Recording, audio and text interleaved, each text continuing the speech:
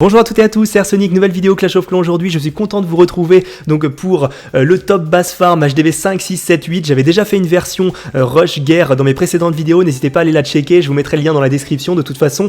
Et donc là, aujourd'hui on est pour la version farm, ne vous inquiétez pas, les HDV 9, 10, 11, ça va arriver également. J'ai voulu scinder la vidéo en deux pour éviter les vidéos qui sont trop longues. N'hésitez pas à me dire si vous voulez voir ça plus souvent sur ma chaîne, une fois par mois, une fois tous les 2 mois. N'hésitez pas à liker justement si le concept vous plaît et vous voulez revoir ça de façon plus régulière. En tout cas, vous savez qu'il est très important à l'heure actuelle d'avoir une base solide pour le farm, parce que l'hôtel de ville dehors, ça ne suffit plus pour obtenir un bouclier. Donc les bases que je vais vous présenter, moi je les trouve vraiment très bien construites. L'hôtel de ville n'est pas complètement centré, mais il n'est pas excentré non plus. Les ressources sont bien espacées comme j'aime. Et voilà, ça fera plaisir, je pense, à un maximum de monde, en tout cas pour les petits niveaux. Et n'hésitez pas à communiquer sur cette vidéo, même si vous n'êtes pas HDV 5, 6, 7, 8. Il y a certainement des membres de votre clan, des collègues, des amis qui auront peut-être besoin d'une base voilà, qui défend un petit peu mieux et qui protège mieux leurs ressources. Donc voilà, je vous laisse tout de suite avec la vidéo. On commence donc avec les HDV 5.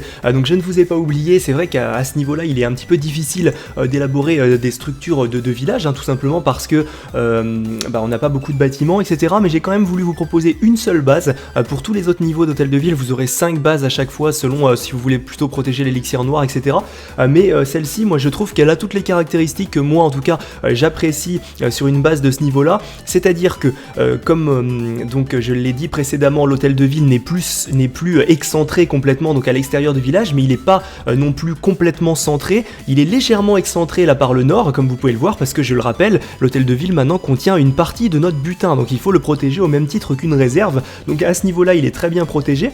En plus, vous voyez ici une petite zone d'espace, c'est-à-dire que les archers, vous savez que par-dessus les murs, ils peuvent tirer des flèches que jusqu'à 2 cases. Donc là, on est parfaitement bien protégé de ce côté-là. Il y a tout un anneau de structures non défensives autour qui protègent bien, et on a bien une répartition des 4 réserves vraiment sur les 4 compartiments. Donc là vous pouvez voir qu'il y a des cheminements, c'est un petit peu ouvert à l'intérieur, mais c'est vrai qu'à ce niveau là on essaye de se prémunir contre les attaques de géants, donc c'est tout à fait une bonne idée d'avoir fait ce cheminement. Donc cette base là me paraît vraiment très solide. Si vous êtes HDV 5, n'hésitez pas à l'utiliser, je pense que vous ne serez pas déçus. L'assaillant en face va vraiment devoir vous attaquer de tous les côtés pour prendre vos ressources, et ça c'est plutôt pas mal. Un château de clan bien centré et toujours plein peut vous assurer bien évidemment encore plus de protection de ressources. On est parti maintenant donc pour les HDV 6, donc sélection de 5 bases. On va essayer de faire pas trop long non plus, parce que là justement je vais rentrer quand même un petit peu plus dans le détail.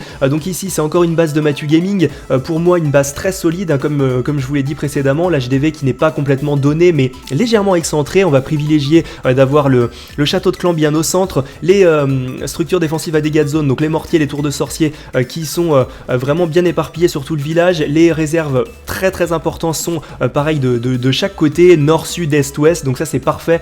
Et un cheminement pareil pour tout ce qui est pour se défendre contre le J-Barge, donc toutes les techniques à base de géants, etc. Donc on est vraiment bien. Les ressources qui sont sur la 2e ligne, donc difficile de les prendre, donc très bonne HDV 6 ici.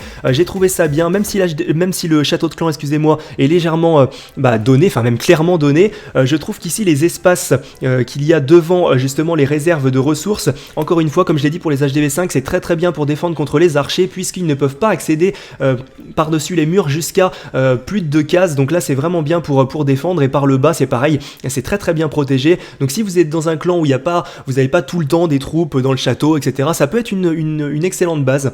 Et puis même pour progresser en trophée, de toute façon les bases maintenant vont beaucoup se ressembler, puisque on est censé quand même protéger un minimum son hôtel de ville parce qu'il contient des ressources. Donc ça c'est sûr qu'il va y avoir beaucoup de similitudes. Maintenant celle-ci c'est une sorte de village X, comme le village qu'avait présenté Trappa, mais là c'était pas du tout pour le farm, mais c'est un peu le même principe, tout simplement parce que si on utilise un barbarché ici sur le côté, et en fait on va détruire là le camp militaire, tout ce qui est caserne et justement extracteur, collecteur, tout ça, mais on va difficilement arriver jusqu'aux réserves de ressources, puisqu'elles sont protégées vraiment bien par cette forme en X. Donc cette base, je pense qu'elle est très solide. N'hésitez pas à tester, de toute façon si vous essayez une ou l'autre, dites-moi dans les commentaires lesquelles ont bien fonctionné. Là je pense qu'elle est très solide également.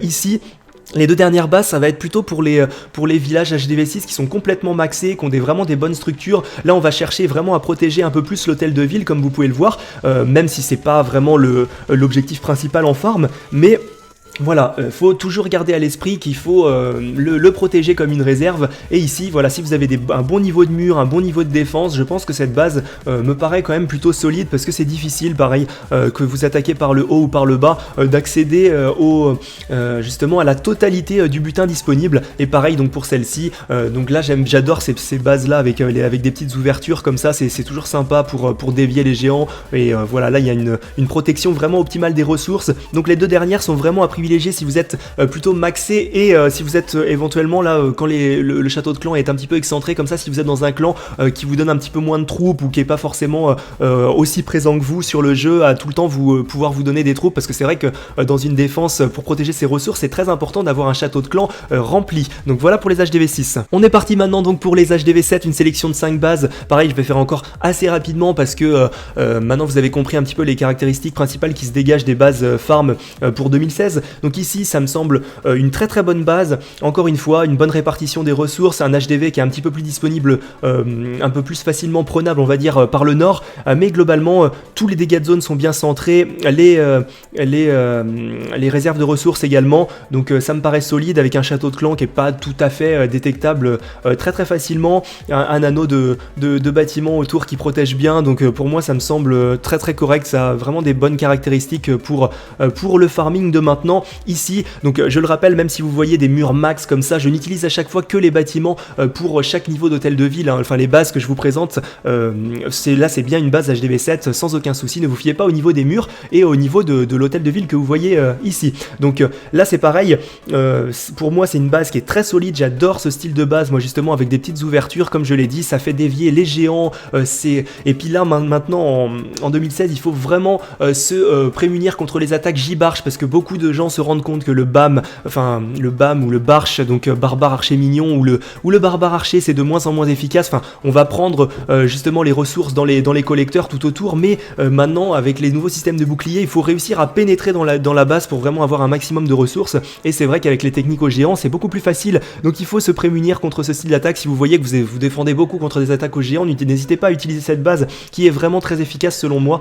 Donc celle-ci, c'est une warbase comme vous pouvez le voir, mais qui est complètement adaptable en base de farm. Pourquoi ? Parce que non seulement vous le savez maintenant, un bouclier va se déclencher si l'utilisateur en face utilise un tiers de ses troupes, et là c'est clairement, il peut clairement utiliser un tiers de ses troupes pour obtenir cet hôtel de ville en course au trophée, parce qu'il y a quand même beaucoup de bâtiments par le bas, il y a beaucoup de pièges, les Tesla qui vont popper pour le ralentir, donc c'est plutôt intéressant. C'est pareil si vous voulez essayer d'un petit HDV piégé, etc.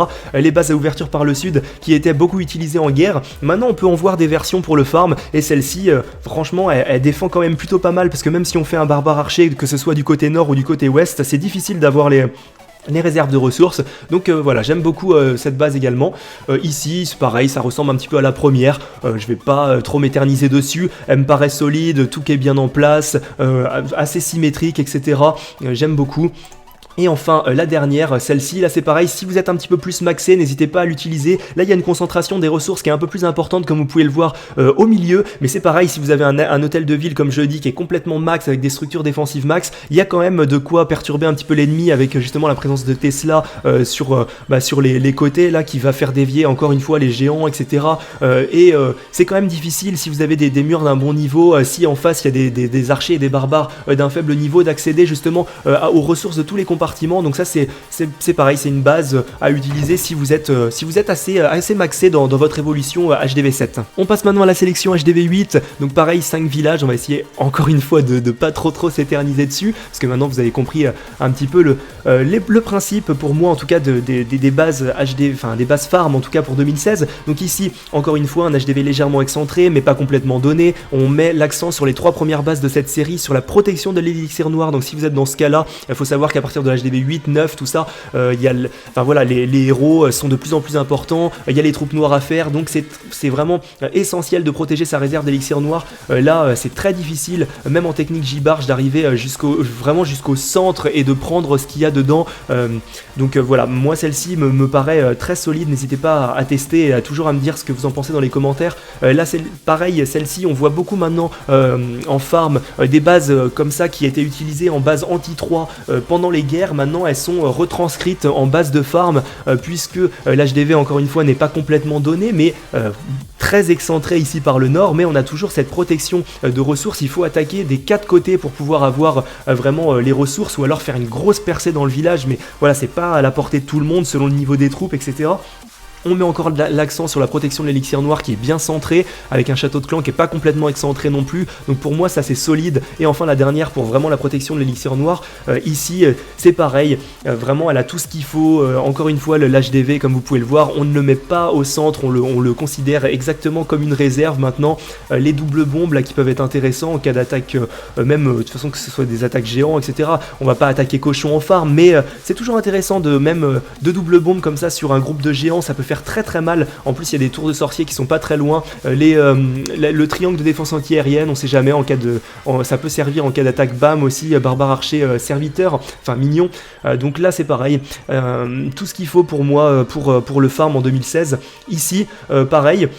Si vous êtes un petit peu plus maxé, n'hésitez pas à utiliser cette base, elle est très compartimentée, encore une fois, bon, il y a beaucoup de choses qui vont se ressembler, je vais avoir du mal à vous dire celle-ci est mieux que celle-là, etc. La seule chose ici, c'est pareil, comme je l'ai dit pour les autres niveaux d'hôtel de ville, si vous êtes dans un clan qui ne vous donne pas forcément tout le temps des troupes, vous n'êtes pas forcément obligé de laisser votre château de clan centré, parce que s'il n'est pas plein, au final, vous protégez un château de clan qui ne vous sert pas à grand-chose, donc si, voilà, vous n'avez pas tout le temps de troupes, vous pouvez justement choisir une conception de base comme ça qui externalise un petit peu le château de clan et ça marche très bien également. Encore une fois là il y a des trappes un petit peu partout, il y a tout ce qu'il faut, une bonne disposition des structures défensives et des ressources. Et enfin la dernière base c'est celle-ci, c'est pareil, bon là de toute façon c'est une base HDV8 ça clairement, et donc on peut voir encore une fois, moi comme je l'ai dit, je le répète encore, je me répète hein, mais de toute façon c'est normal hein, puisque c'est les qualités des bases que moi j'aime. Il y a des cheminements vraiment pour tout ce qui est troupes attirées par les structures défensives, donc bon voilà les golems, mais les golems ce n'est pas utilisé en farm, mais surtout pour les géants etc, donc avec plein de trappes, on se protège bien, que ce soit en aérien, que ce soit en sol, il y a des bombes un petit peu partout etc, et je trouve que les ressources encore une fois sur cette base sont vraiment très bien disposées. En plus on occupe beaucoup d'espace, donc voilà pour moi cette base aussi a toutes les qualités d'une bonne base pour le farm HDV8 en 2016.